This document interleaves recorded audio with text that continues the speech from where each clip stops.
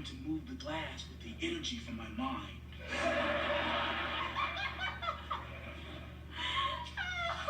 Vanessa, you broke my concentration. I'm sorry, Theo. I couldn't help it.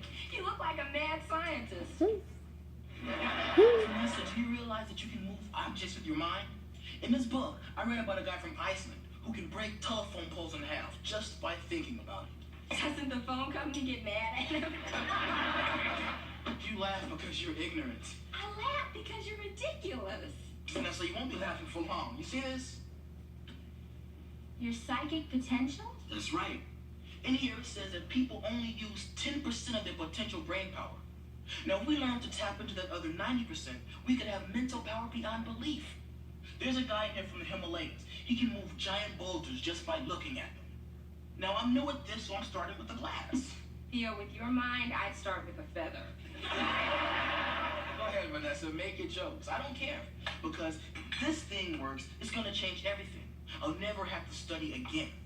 Vanessa, I will know the answer to every question before the question is even asked. Ah, now the truth comes out. You're using this to get out of doing your homework. Hey, I didn't tell you about the guy from the Yukon. He predicted every winner of every Miss America pageant for the past 40 years. Wait a minute, Theo. How come all these guys who can do such incredible things with their minds live in far-off places like the Himalayas or the Yukon? I mean, why don't they come here where they can make some money? They could predict the numbers in the lottery and be billionaires. Or the guy with the boulders, he could have his own moving company. He wouldn't even have to hire anybody.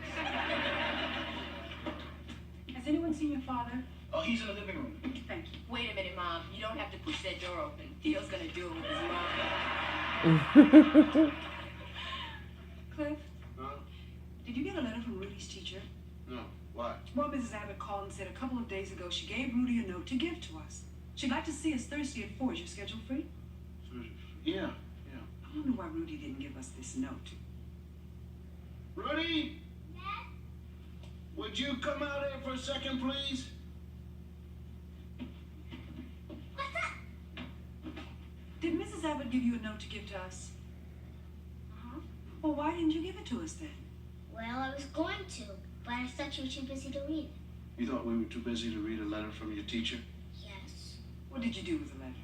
What did I do with the letter? Where is it? Up there, in the big room. It's up here? What were you doing with the big green book? I was reading it. You were reading it? Connolly's Guide to the Esophagus? How was it? Rudy, this isn't even open. If you haven't read it, honey, why are you hiding it? Because I know it's going to say something bad. How do you know that? Because Mrs. Abbott hates me. Now, why do you say that? I was sitting in the first seat in the front row, and she made me move all the way to the back. Well, why does she do that? Mommy, I told you she hates me. Do you want to know what else? What? I made the best picture in the class. She stuck it at the bottom of the bulletin board. She did? Yes, and you want to know what else? What else? I wanted to play the cymbals in music class, but she took them away from me and gave them to Kim. Do you want to know why? She hates you. Right. Well, Rudy, we saw Mrs. Abbott on Parents Night, and she had a lot of good things to say about you. Mom, she has to say that. She's not allowed to say, I hate your kid.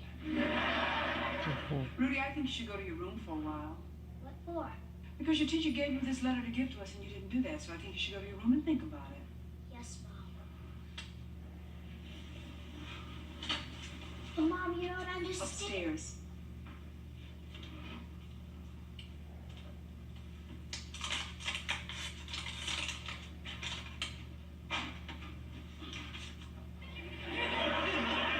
What are you doing? We had 4 other children before Rudy.